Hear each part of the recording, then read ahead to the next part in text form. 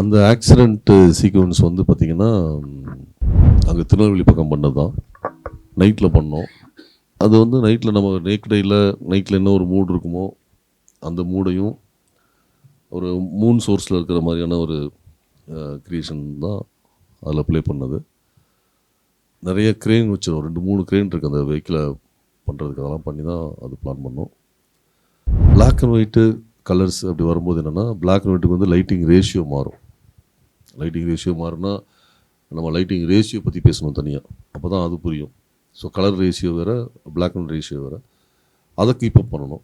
அப்புறம் கலர்ஸையும் அதே மாதிரி கீப்பப் பண்ணணும். சம்டைம்ஸ் வந்து நீங்கள் வந்து லென்சிங்கையும் என்ன மாதிரி அப்ரோச் பண்ண போகிறீங்க, ஐஎஸ்ஓ எப்படி ஹேண்டில் பண்ண போகிறீங்க அப்படின்றது பிளாக் அண்ட் ஒயிட்டுக்கு வேரி ஆகும். அதெல்லாம் பண்ணி பண்ணுறது தான் டெக்னிக்கல் ஆஸ்பெக்ட்ஸ்.